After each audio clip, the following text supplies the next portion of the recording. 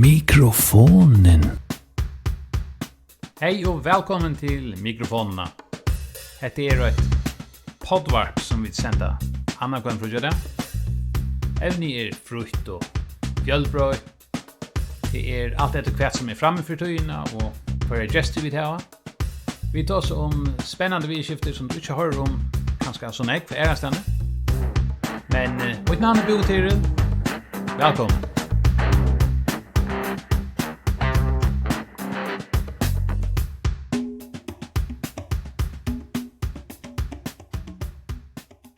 Hej tid, attor frigidauer, mikrofon frigidauer vill säga. Och det betyder att vi är attor här vid en podcast. Och vi har hit Michelle Nielsen, den unga hanadaman, som är också känd innanför rossavärna. Och så har hon näthandel, en näthandel som heter rauna.fo. Och så har hon en nutja fyrtöku innanför sociala medier som kallas Spark Media.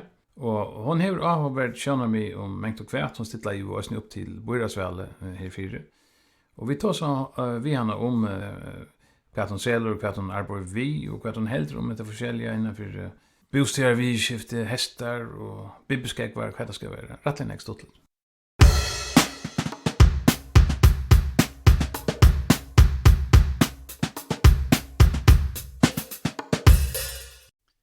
Ja, välkommen. Så sitter vi till Hallartune i havn och hotell Hilton Garden Inn. Och vi har Michelle Nielsen här bort som gäst och vi är också spänta på att höra kvart hon här fortälja i att spyrjarna synder om henne virksomhet och henne huxaner om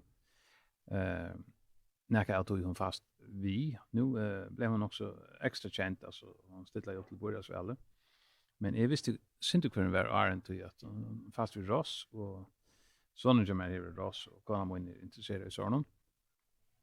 Så att nu har vi skilt den att Michelle hever imist virksomhet hon fast vid marknadsföring och fast vid Ross som sagt och så har hon en online shop och säljer produkt här. Hon kan ganska fortälla oss inte mer om det. Välkommen Michelle. Kan du fortälla oss inte om det du bara för att begynna vi tog alltså det du fast vi den shoppen du hör nätet. Hej Boa. Tack för det och tack för att släppa vara vi. Att du stått lite att göra så. Ja. Fortälja om shopparna. Det blir nog i corona och så här synder turbulent och tog inne här vid Ötvar och last inne. Och faktiskt så blir folk också lite så ut i natturna. Och jag har själv varit begeistrad alltså kan lugga lite chat att handeln är ganska mest känd för bibbeskäggvar. Alltså skäggarna öta Vibram Five Fingers och det är sånt en skäggvar. Så just det, det är så speciellt ut. Det hade kallat bibbeskäggvar så tar man ser liksom tattnar individuellt liksom för ta inbada individuellt. Men det ser du alltså nätet. Jag säljer nätet ja, det här man kallar bibbeskäggvar det här var simpelthen 5 individuella tär lugga som fötterna jokon. Och alltså bibbeskäggvar det är nog hemmagjort till att jag du stund ju korsne att att det nog inte rätta år eller så är det malfröjesliga. Men I halde bara år bibbeskäggvar fettlar naturligt att säga att det är det första man huxar där man ser det ja bibber och skäggvar och härifrån bibbeskäggvar. Är det väl omtökt vid sån här bibbeskägg? Det vet jag gudsjö uppmärksamhet. Det gör det. Jag vill säga att det är en bestämd demografi eller en bestämd folkslag som täcks är som skån det är typ sån bevisst folk, aktiv folk och så är den så alternativ jag är inte funky att säga men som folk som ger sig sina egna tankar om ting som inte nödvändigtvis alltid är super mainstream men alltså så är det helt inte löjna att det ska gå att ha en olja marskantan kroppslig firmon och faktiskt är som salaliga. Så det får uppmärksamhet i att det gör det. Det finns också mycket uppmärksamhet säljer benen och det var flera som kände till skäggvarna som hade atlasar som skäggvar och i länge tog men det med det är så lätt att ganska det finns det för er. Det så ett ombud över för omkring så är det Florida för som säljer det eller du har ett ombud för ett mest för omkring och kan fortälja sin om du varit inne att det var naturligt att det var gott för kroppen och så vidare. Kan du fortälja sin morgon till kanske? Ja, det är det här vi att skäggvarna har 5 individuella tär lika som tattnar jockorna eller fötterna och tattnar har en gruppefunktion lika som händerna bara i mindre format. Och det hjälper oss att balansera och att fjära.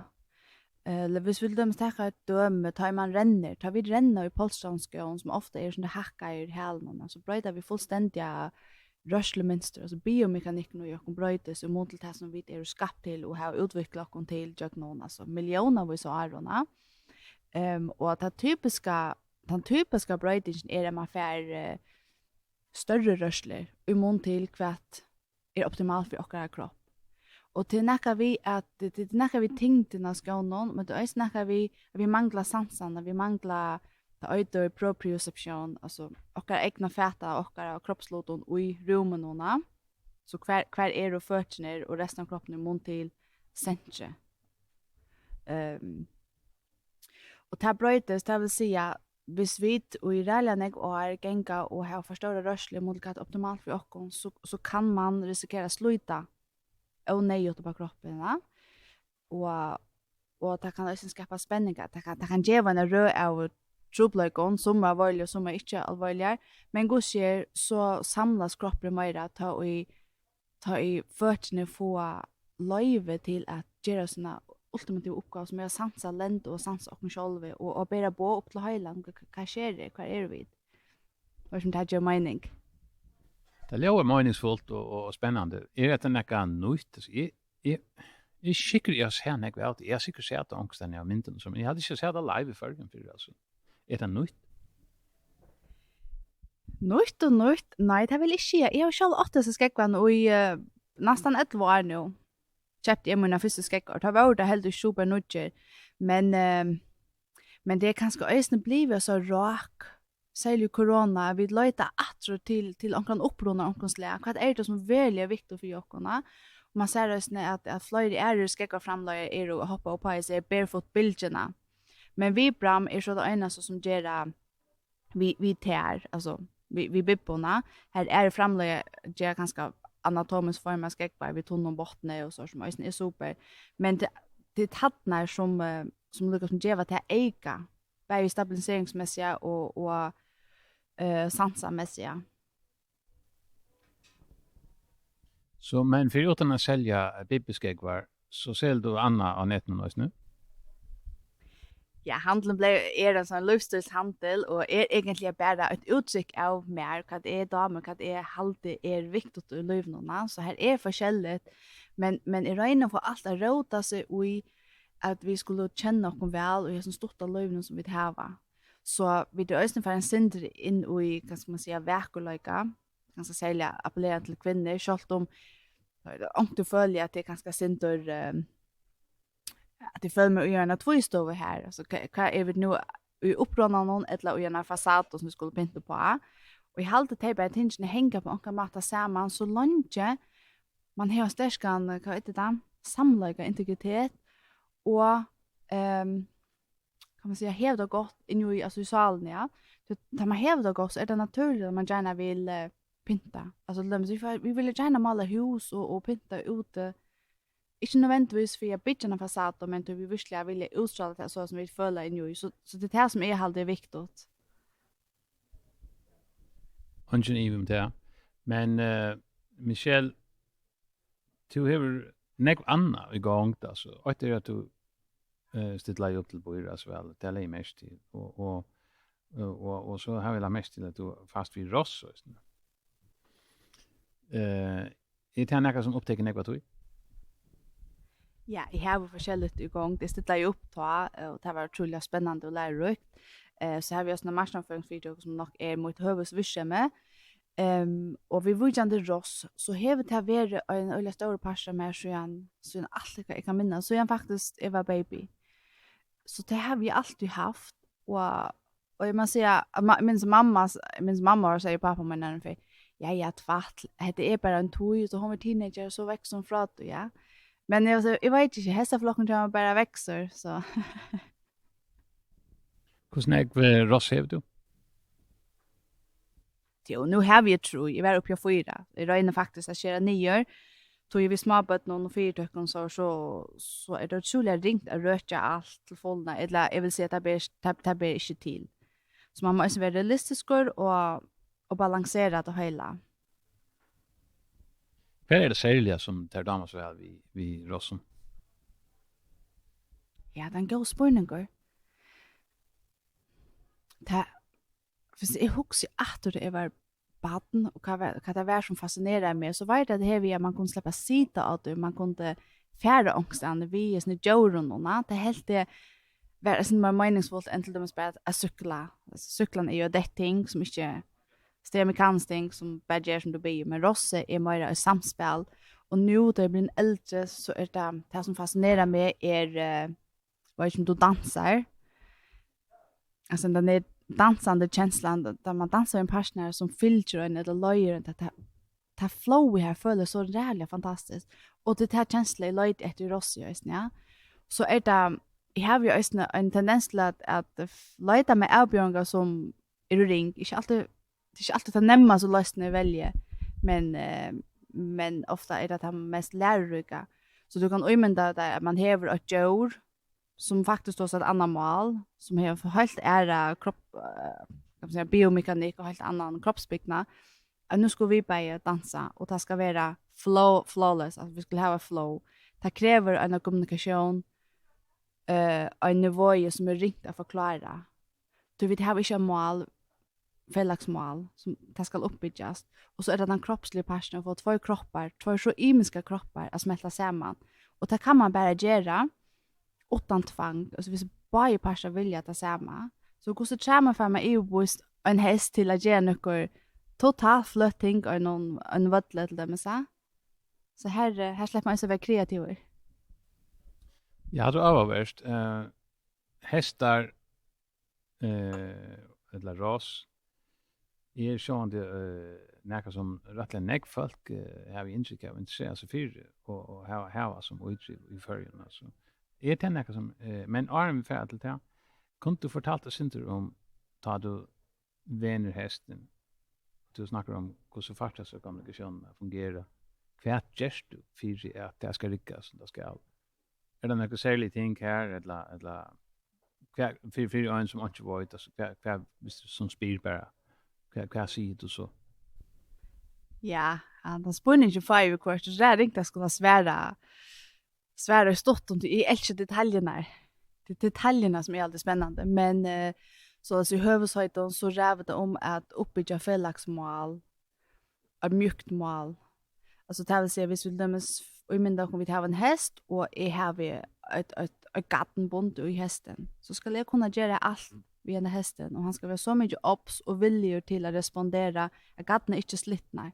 Så det är den första uppgaven. Vad som tagar mening. Det är avhållverst. Alltså det vill säga det att du ska inte tvinga han för nek, eller Rosse, inte tvinga han eller henne för nek. Du ska lära Rosse att vara följsamt eller observant på de signalerna som du har, som du gör och skilja det som du vill. Utan att det blir en maktkamp på det för. Men det är ganska väl sagt att så östen jag begynner vi säga ganska att det nöjet är att visa vad det är som bestämmer. Ja, det är viktigt man sätter några rammer upp för oss någon, men jag vill kalla dessa rammarna som sådana tryggliga rammer som är fundament för att samskiftet hur ska bli till. Och så ska man förklara till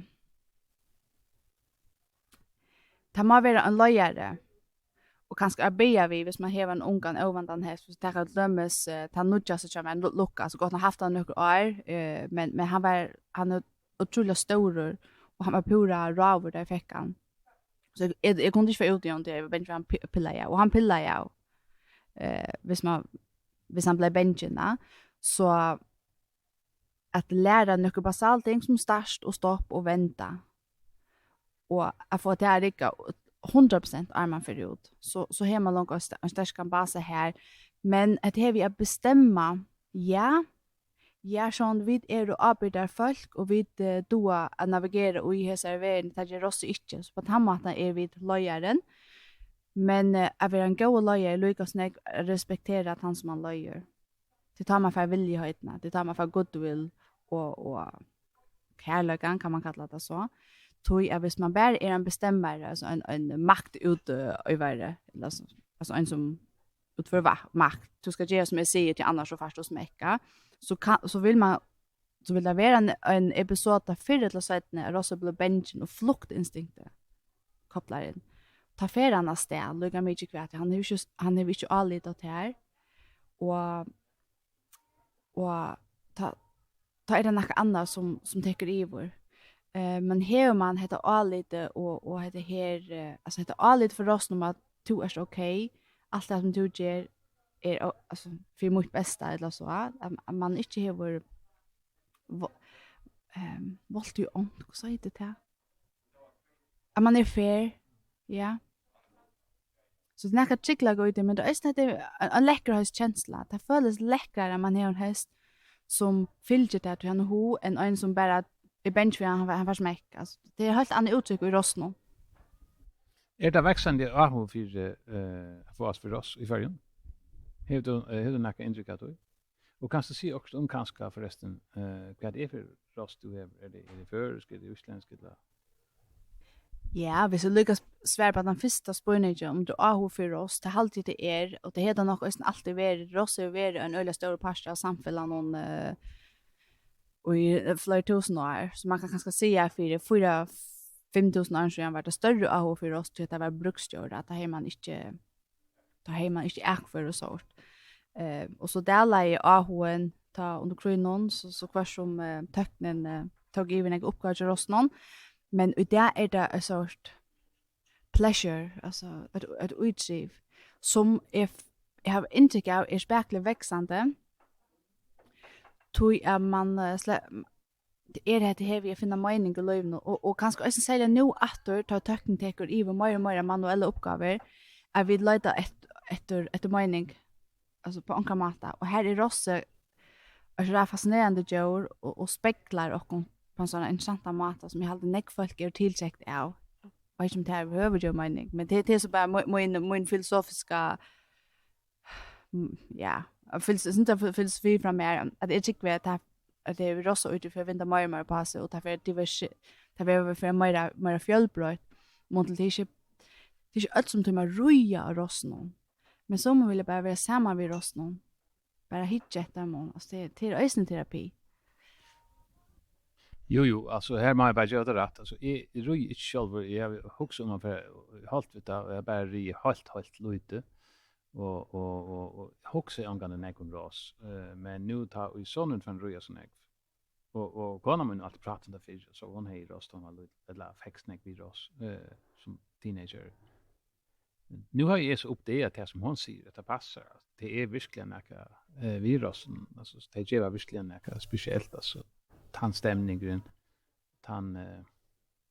det är också förståelse här är också samband som är avhållvärt på något måte. Men rent praktiskt alltså i förrjun de flesta rossen i förrjun är väl utländsk ross är det det? Och vad är det? Jo, de flesta rossen i förrjun är utländsk ross och det känns nog av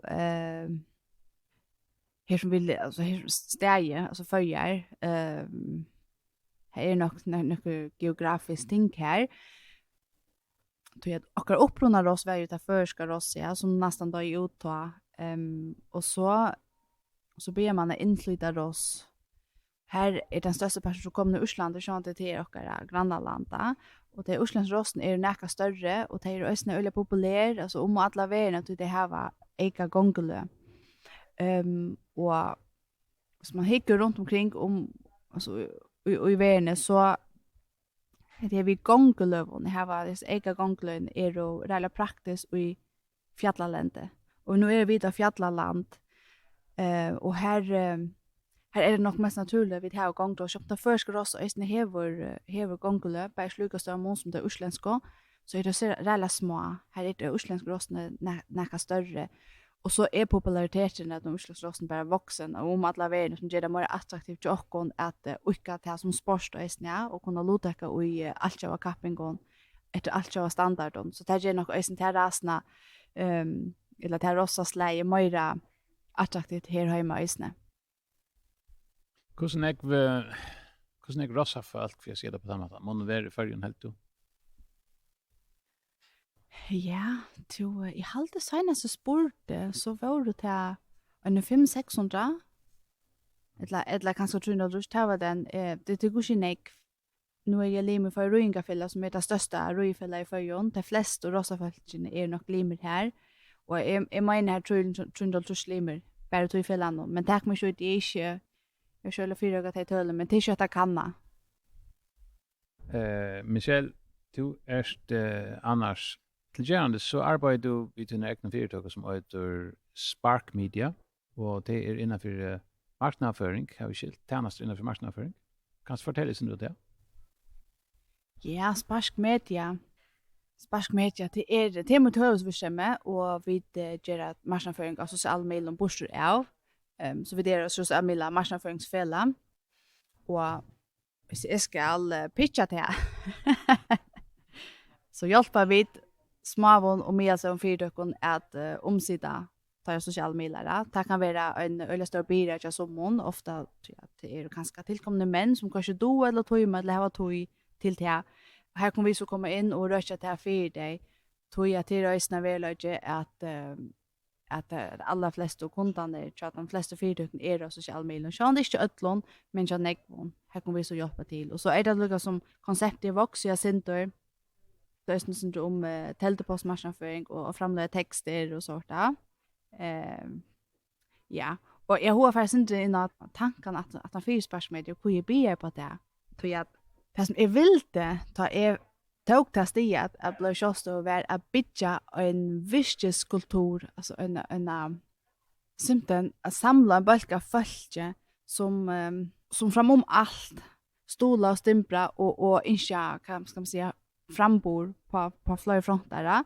Så det är inte mer än bara att komma ut och bla bla bla vi gör det hetta la la la som när jag under gera så det ska är till men det här vi är inte att ta ett ankra moinon som är samstarv vi kommer ut att det först och främst handlar om att få vi kommer till att skoina eller så och att det visar för stater så är mitt ultimativa mål att vi kommer ska ha smil.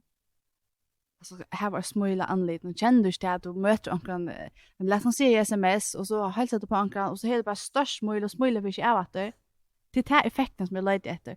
Och så är det här vi gör med den här marknadsföringstjänsten där. Men det hit fram om allt. Tog att hvis vi nu alltså nu man ska vara arbetsmarknaden, man ska ha ett arbete i 8 timmar om dagen så allt är det så otroligt viktigt att man helt det stottligt. Och inte minst innan huset men nästan externt vi och våra samstartspartner att vi tvima ordla väl efter det. Du tar blod av spel, allt annat är bara ting som skulle avgröjas.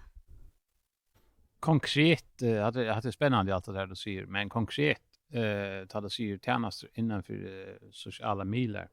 Är det sådana som man sätter upp eller omsitter mest eller formatet eller så gör det så innehåll då för kunder eller? Ja, vi gör allt för kunderna så att de släpper från nästa vecka. Kanske vi möjliga spärra av det som vi gör är vi färra ut.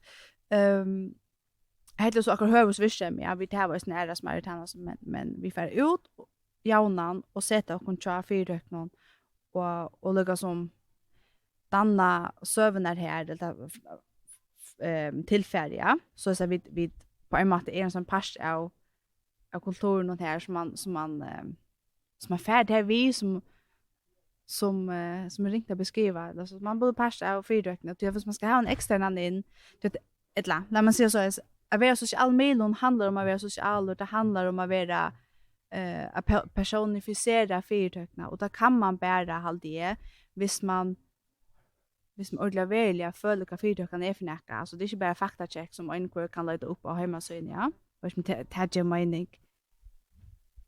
Ja, akkurat. Det gör mening och kanske fortälja sen vilka typer av eller vilka slag av företag är det sälja som ditt arbete för är det några sälja vinner eller är det imiska vinner?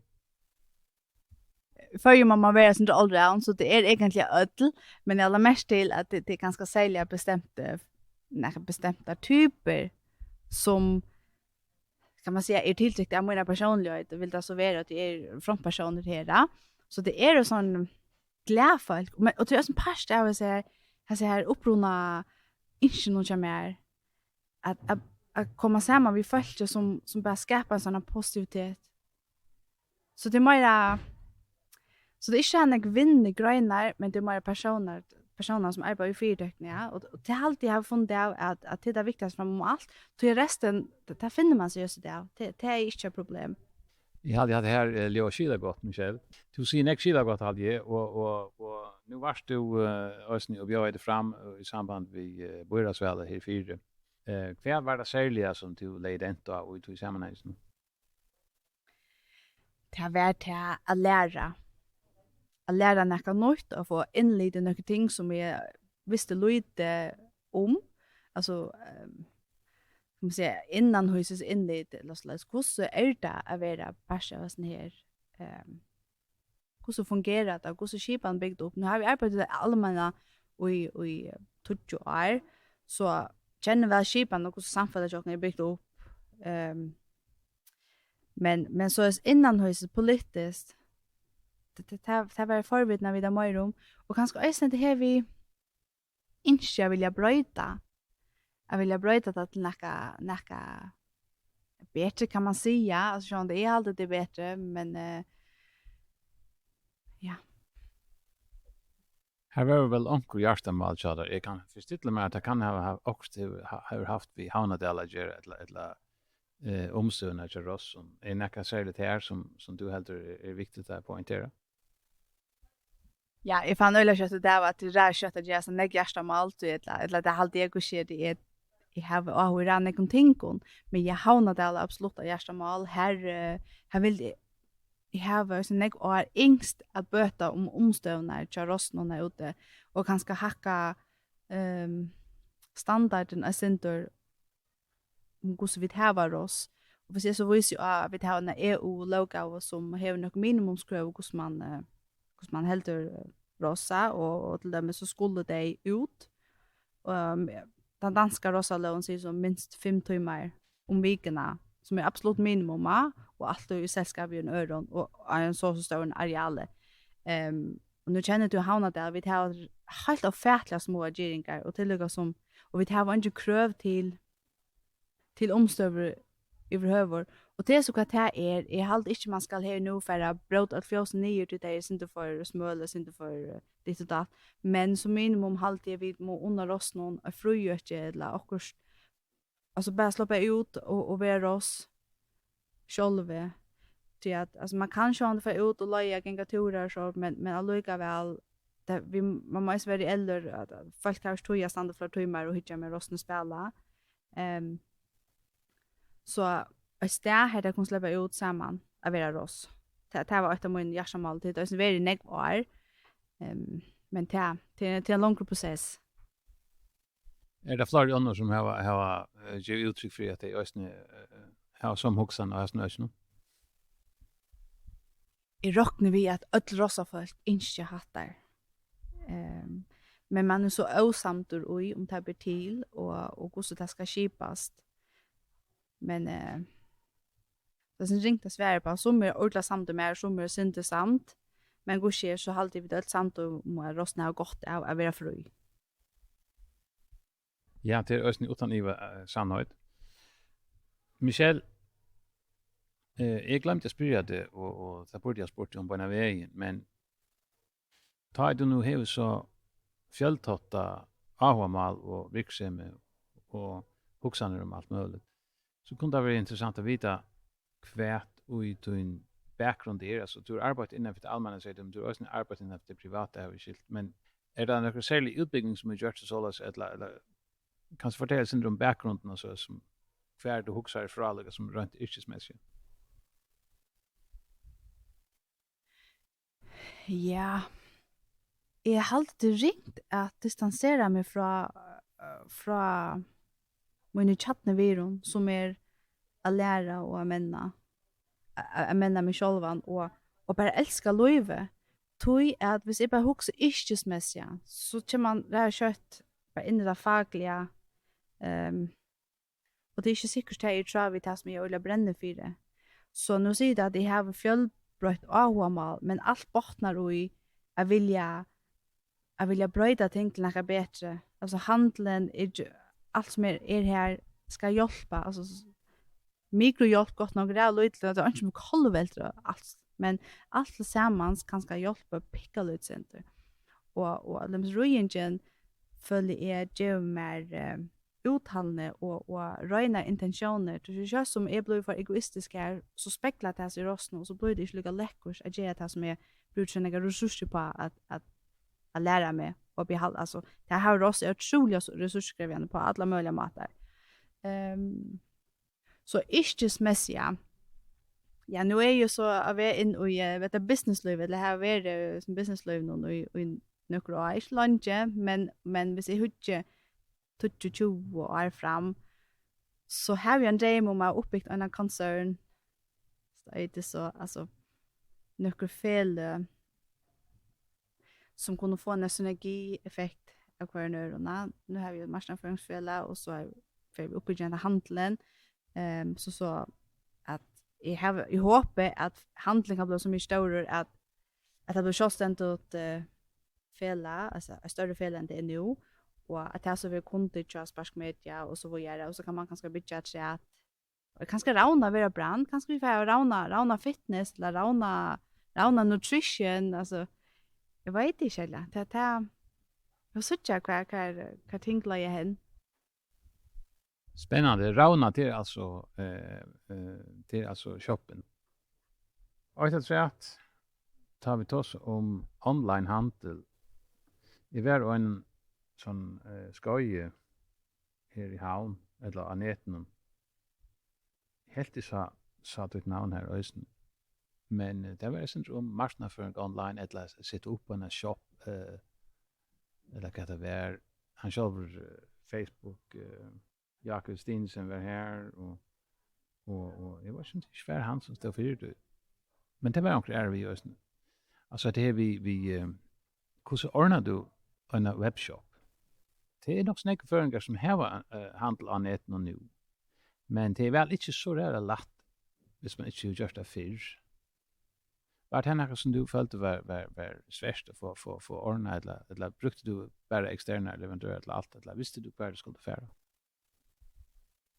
Ja, jag så funnit det av så är det väl också att det regnar att utlägga snäck som görle tog att vi skulle göra själva är helt ofärtligt sträv och att det går touchfinna långt då det man alltså vad som finns några år för minus synergieffekt men det är det att göra själv kanske för mycket vi kommer så är fick så har vi en sheik som är gott tekniskt tev så han byggde hemma sin säg och som skulle sättas upp och sånt och han utförde självt arbete. Och så brukar jag externa leverantörer till småting design och forskjellige sorter textarbete. Och det är simpelt nog att byta hemma så jo. Det är det. Jag hade avbjörningen ligger i att optimera och att egentligen sälja och bli via sälja. Och här var en strategi som melder runt och som køyrer alla tog. Och inte bara det första vikna man lanserar hemmasina. Var det ringt att finna en plattform till online betalningar och sånt ting?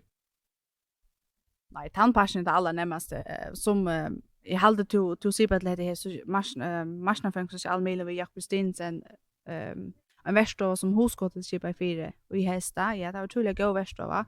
Och han malte oss till Shopify till näthandla så är det oss nära WordPress och WooCommerce och sånt men jag vill ha det einfalt. Shopify är ganska att han dyrare lösningen men hon fungerar till hvis jag näthandbors är man ska ha så löser det sig alltid att köpa en tjänst så som är optimerat till det. Och som det svär på din spurning. Jo tack, det hade jag säger nog snägg. Michelle, nu vänder jag åter till det här vi börjas väl någon och åra skifte som var och allt det. Jag vet att du komst nog så sånt i en situation jag tror att området ju men jag husar bara till att det kan bli avhört hårt kvärt to hever av huxan om samhällsvidskifter om samhället en ung kvinna innanför vindlöve som rent såna ting som du just och kvärt to huxar om imska samhällsborningar bara näka särskilt to lägga den då eller som du vill lägga den då. Ja, nu hejer snägga tog till att föra byrås väl, men I hejer nöker, I skrev man nöker hjärsta mal nye på en väg, men fann kött det var här rädnäck ting som intressant och vidkommande i politiken att det ringte avmarska sig och att de så skall avmarska sig så att det här rälla viktigt att man lägger att till chatten så att det hvis man släpper in och ska stroja så näka det tycker jag stroja att man det kommer inte detta under faunen att man får inte allt som man vill så man har det här ega drive och då tycker vi att det kan man bara ha hvis man virkelig brenner för det så en stor part av som välsynligen handlar egentligen om att navigera och ötlensne kan passa in det blir inte ordentligt akkurat det som jag har förstått mig till dömes så kommer vi mot ändan att fokusera nek mer på bostäder vid skifte än jag umyntar mig alltså det är för på att det helt inte att det var akkurat min största avhåll. Ja, men det är en sort evne som nog snägg framme. Man ser nog snägg åraskifte på Facebook och i allmänna rummen annars. Om det vi bostäder vi skiften i förrän. Kvärt dina tankar och sånt. Det som blev så spännande är att jag kom i samband med en arkitekt som har arbetat i Fatsen i Rällan igår och han gammal som det inledde hur man bygger en bo i och sånt där. Och så gott nog det som kallar Five Finger bojar Atlant, Five Finger pro skeggarna men det är så en kontext det är. Five Finger bojar Atlant är en bojar Atlant som man implementerar i Köpenhamn för att tycka grön öke alltså stor grön öke tatt på bojarna så är allt inte bara en stor betongklumpar. Det här är det bostäder eller det som är familjer vi bostäder vi köpte kom in. Och så kommer sen arkitekten vi kommer ju prata med arkitekten och här lyckas som faktiskt inled i kvui trublagen är där.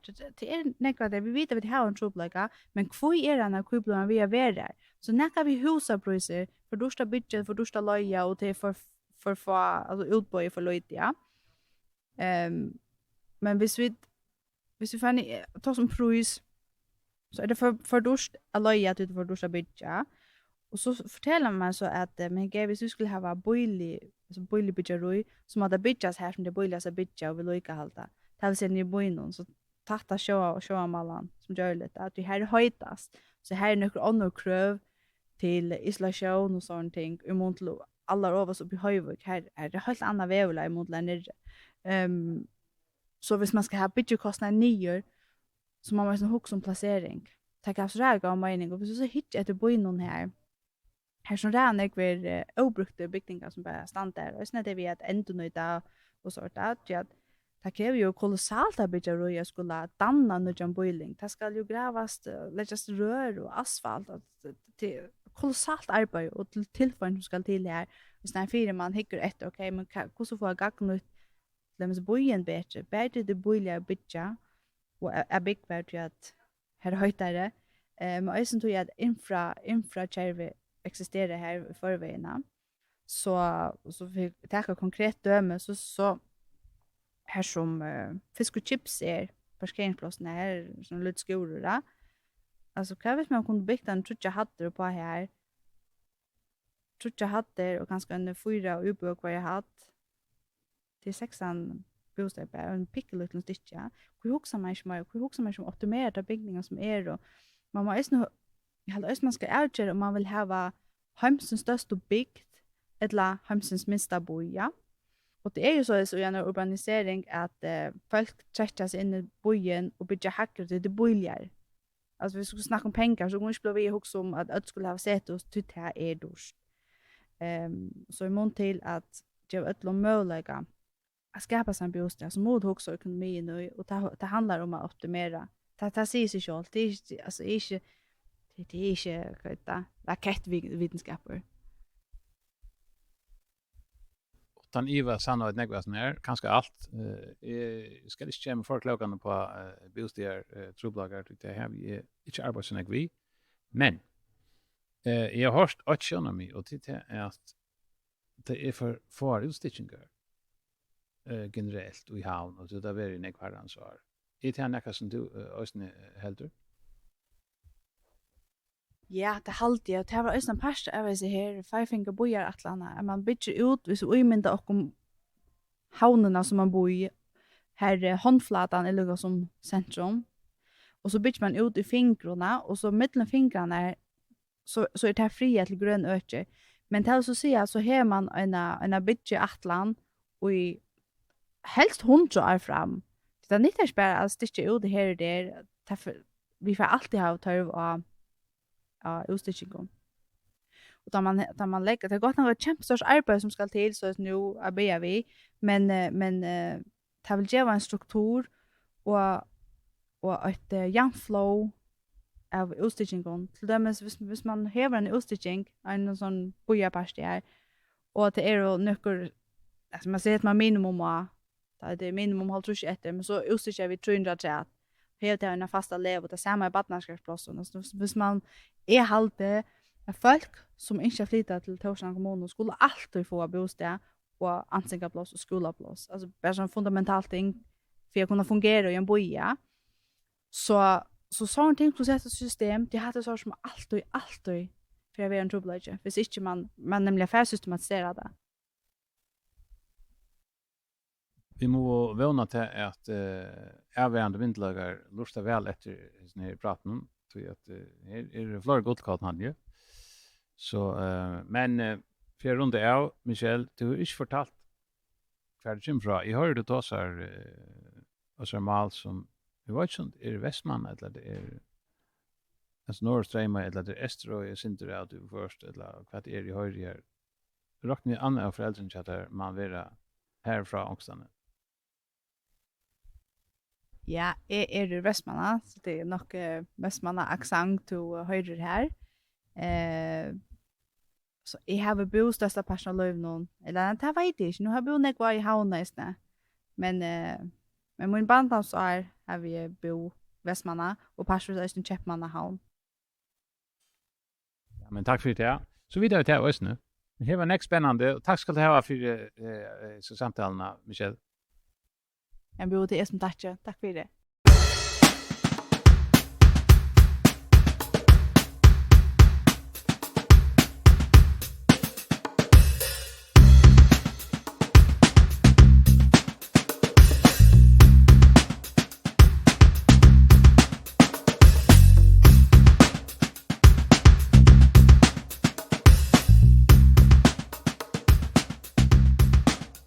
Jag heter var så tar vi hött och i mikrofonen på hästen sinne.